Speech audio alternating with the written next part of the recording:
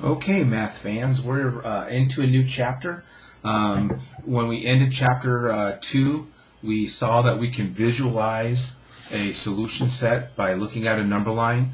And 3.1, we basically continue on that track. So let's begin by defining what a graph is. This definition will change as we move through, but the overall idea will remain the same. So for right now, what a graph is, it's basically a visual representation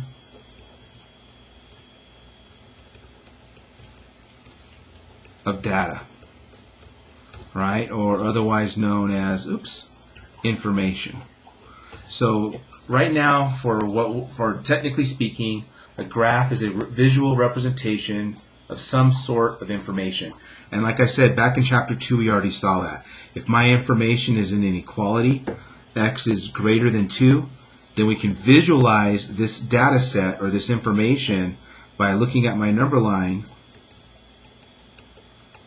right? 2 is not included, so we used an open circle, and we're talking about everything to the right of 2 or everything bigger than 2. So we basically colored in that part of our number line, and so we were able to visualize that data set. All right, so again, graphs are visual representations of data.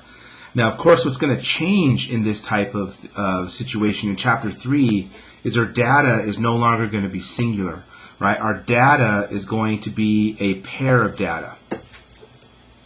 Okay, so maybe the paired data is in a table, right? 1, 2, 3, 4, 5, 6, 7, 8. So how do I visualize that paired data?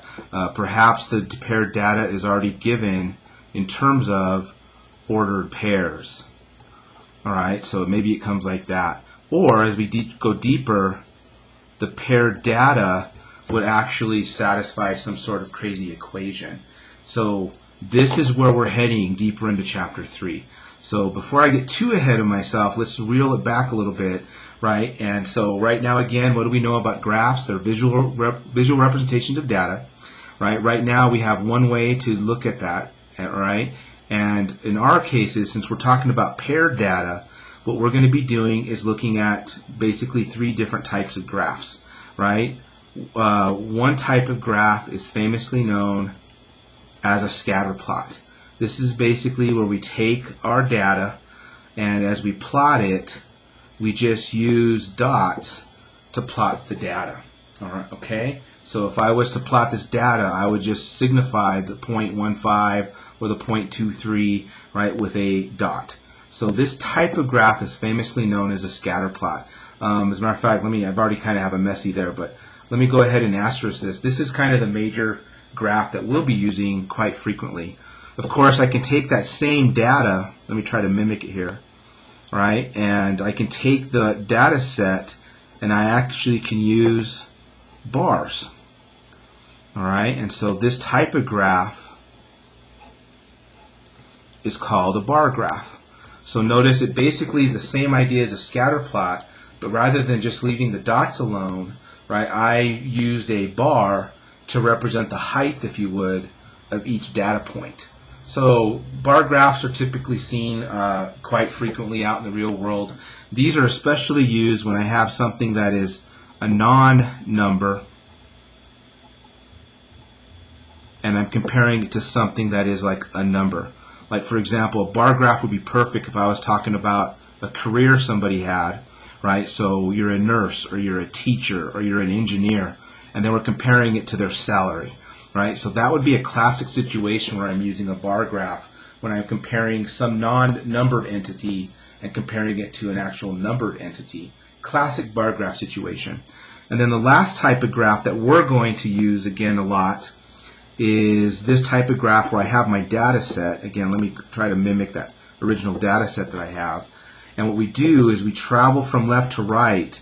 I basically connect each data point with a little line, right? And this is now known as a line graph.